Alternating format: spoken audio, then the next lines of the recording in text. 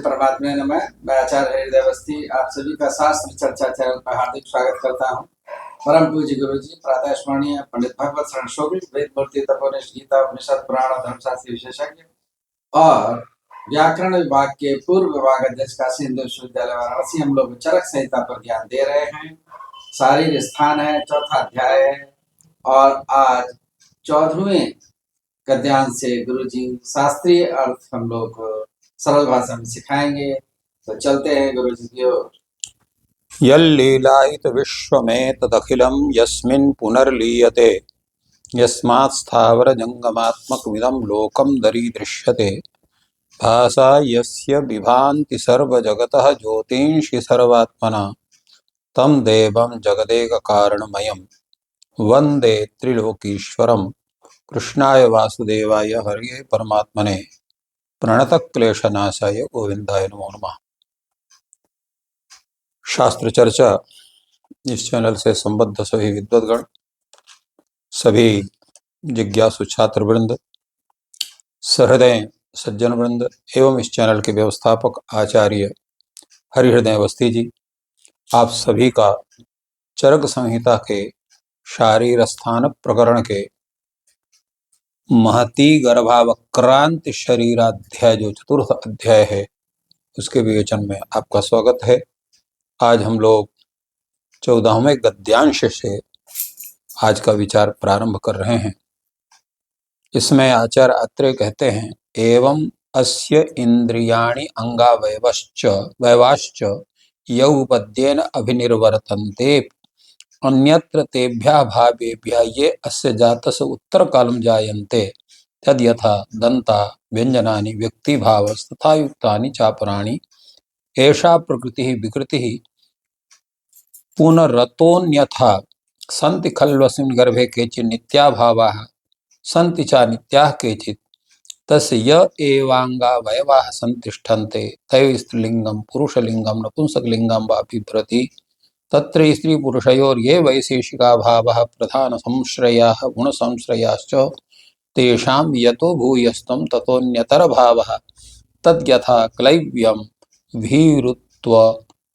भीरुत्वम् अवैशारद्यं मोहो अनवस्थानम् अधोगुरुत्वम् असहनं शैथिल्यं मार्दवं गर्भाशय बीजभागस्तथा युक्तानि चापराणि स्त्रीकरणानि अतो विपरीतानि पुरुषकरणानि उभय भागावयवा नपुंसकराणि भवन्ति। इस गद्यांश में इन्होंने पुरुष की स्थिति कैसी बनती, स्त्री की स्थिति कैसी बनती है, नपुंसक की स्थिति गर्भ में बनती है, उनका क्या लक्षण होते हैं, क्या स्वरूप होते हैं, कौन से ऐसे भाव हैं जो गर्भ के अंदर बन जाते हैं, कौन से ऐसे भाव हैं जो गर्भ से उत्पन्न होने पर एक काल विशेष में उनका उत्पत्ति होती, इत्यादि के विषय में आज विशेष रूप से चर्चा इस गद्यांश में है। इसमें कहते हैं कि जो भ्रूण है, जिसमें बताए गए थे कि तीसरे मास में क्या क्या स्वरूप बनता है, उसी के संदर्भ में बता रहे हैं कि उस भ्रूण में जो कर्मेंद्रिय ज्ञानेंद्रियां हैं और जिसके कारण से शरीर के तत्त अवयव बनते हैं, हाथ पैर नाक कान आदि, उनकी सबकी जो उत्पत्ति होती है क्रमशः नहीं होती कि पहले आंख बन जाए, फिर कान बन जाए, फिर आंख पैर बन जाए, हाथ बन जाए। सबकी एक साथ स्थिति बनती, सब एक साथ उसमें चिन्ह दर्शित होते हैं और एक साथ फिर वो अलग अलग अपने स्वरूप को प्राप्त करते हैं।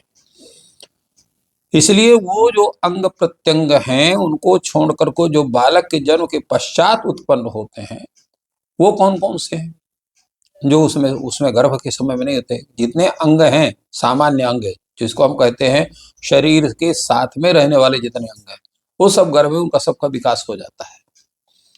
और जो गर्भ में विकास इनका नहीं है तो बाद में इनका विकास होने वाला है वो हैं आपके, उनके लिए कह रहे हैं कि दंता है व्यंजनानि व्यक्ति भाव तथा युक्तानि चापराणि, अर्थात दंता दंत जो है वो बच्चे के उत्पन्न होने के उसके बाद एक लगभग 1 साल के बाद, साल के लगभग या 1.5 साल में इस तरह से दांत होते हैं। किसी के 6 महीने में भी 5 महीने में भी दांत हो जाते हैं, जैसा जिसका स्वरूप रहा है।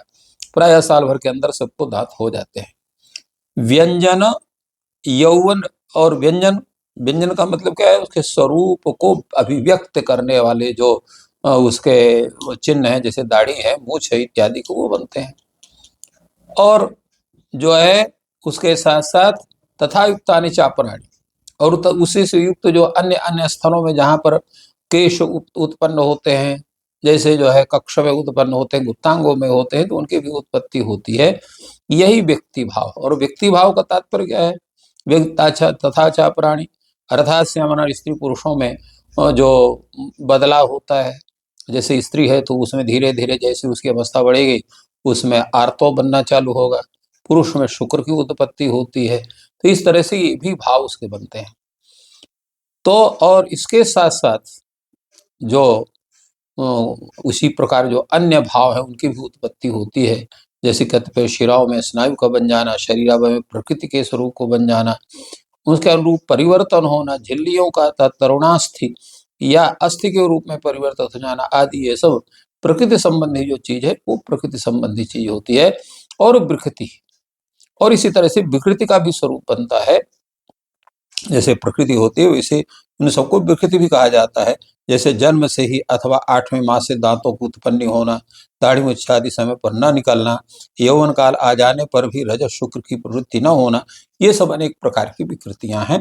वो विकृति भी उसी समय देखने में आती है। स्त्री पुरुषयोर ये वैशेषिका भावा।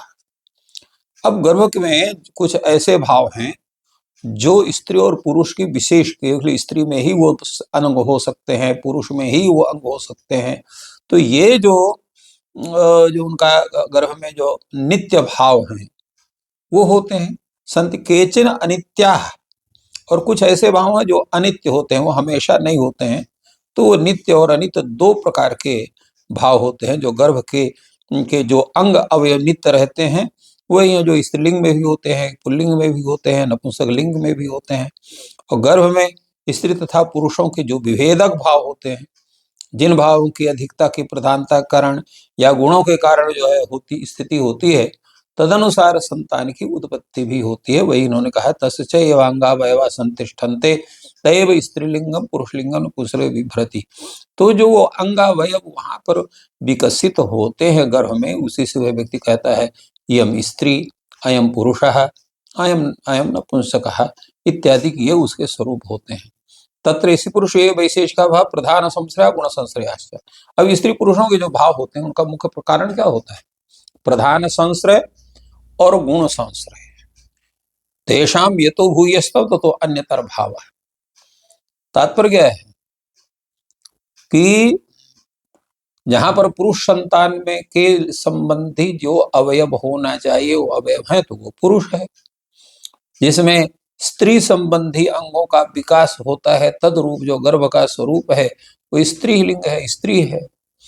और इससे जो विपरीत है तो वो नपुंसक लिंग होता है। ये तेषाम यतो भूयस्तव ततो अन्यतर भाव। तद यथा क्लैब्यम, तो होता क्या है, कौन कौन से गुणों से विकसित होते हैं? अगर क्लीवता है अर्थात नपुंसकता है तो उसमें भीरत्व होगा, अवैशारद्य होगा, मोह होगा, अनवस्थान होगा, अधोगुरुत्व होगा, असहन होगा, शैथिल्य होगा, मार्दव होगा। तो गर्भाशय बीज भाग तथा युक्तानि चापराणी स्त्रियाणि, इस तरह से जो गर्भाशय के भाग में युक्त होकर के तद्रूप उसका स्वरूप होता है नपुंसक का। और इससे भिन्न जो है वो स्त्री करने वाले होते हैं। अतो विपरीता पुरुषाणी, उससे भी विपरीत जो है पुरुषों के होते हैं। तो उभय उभय भागावयवा नपुंसक कराणी, और जिसमें दोनों के स्वरूप मिलते हैं।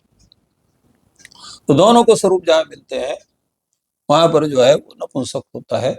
जिसके विषय में विवेचन इस प्रकार है कि क्लीवता, भीरुता, अवैशारद्य, मोह, एक स्थान पर स्थिर रहना, चंचलता, अधोगुरुत्व माने नीचे का भाग भारी होना, सहन शक्ति का अभाव होना, शिथिलता होना, शरीर में कोमलता होना, गर्भाशय बीज भाग का जो है ये इसमें, क्योंकि जो है जब रज अधिक होगा और वीर्य जो है अल्प होगा तो वहां कन्या का स्वरूप होता है। इसी प्रकार जब वीर्य अधिक होगा और जो है रज जो है अल्प होगा तो वहां पुत्र का होता है। तो इस तरह से गर्भाशय में यदि बीज भाग शोणित में शुक्र शोणित की अधिकता है तो इस प्रकार होने से उस भाग में शुक्र जहाँ शोणित की अधिकता हो रही है, शुक्र की अल्पता है, तो वहां पर स्त्री गर्भ होता है। जिसमें जो है शुक्र की अधिकता है, शोणित की अल्पता है, वहां पर पुरुष होता है। और जहां दोनों का समभाव तो अपर नपुंसककार होता है। तात्पर्य इसका यह है कि नित्य और अनित्य भावों का वर्णन गर्भकाल में तथा उत्पत्ति काल के बाद दोनों समय उसका किया जाता है। नित्य भाव है जैसे कर है, हाथ है, पैर है, नासिका है, मुख आदि है, ये नित्य भाव ये हमेशा रहते हैं।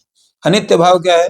जैसे दांत होना, केश आना, या जो है तो ये सब जो है वो अनित्य भाव है। स्त्री भाव में उसके क्या होता है? उसका जो है जननेन्द्रिय है, उसका स्तन भाग है, रजो भाग उसकी जो है अभिवृद्धि होती है। पुरुष में जो है उसमें भी जो है उसकी जननेन्द्रिय है, दाढ़ी है, मूछ है, शुक्र है, उसकी जो है स्थिति बनती है। नपुंसक भाव में जो है वहां पर न तो स्त्रियोचित जो है वो जननेन्द्रिय होती है, ना पुरुषोचित जननेन्द्रिय होती है, केवल छिद्र मात्र होता है। तो इस तरह से ये दोनों का स्वरूप, दोनों की महिमा, दोनों के शरीर के अवयव में देखा जाता है। प्रधान संश्रय जो शब्द आया यहाँ पर, प्रधान संश्रय, तो प्रधान संश्रय का मतलब क्या हुआ? तो प्रधान संश्रय गुण संश्रय, माने प्रधान स्वरूप होना, उसके गुण का स्वरूप होना, यही प्रधान संश्रय और जो है गुण संश्रय है। तो प्रधान संश्रय है आत्म संश्रय होना, और गुण संश्रय माने शुक्र शोणिता अंतर्गत पंच महाभूत से संबंधित होना। तो ये इसका उनका स्वरूप है।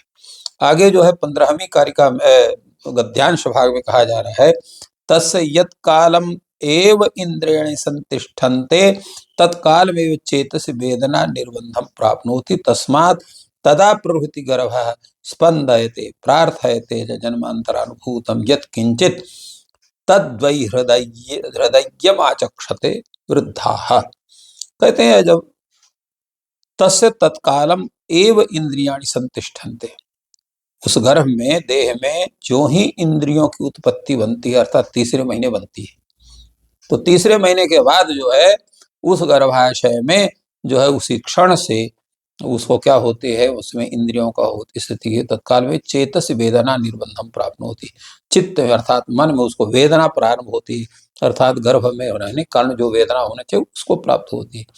तस्मात् तदा प्रभृति गर्भ स्पंदते, इसलिए तीसरे महीने के बाद से ही गर्भ जो है स्पंदित होता है, चलता है, प्रार्थना करता है, जन्मांतरानुभूत जो कुछ उसका है उसको ध्यान करता है।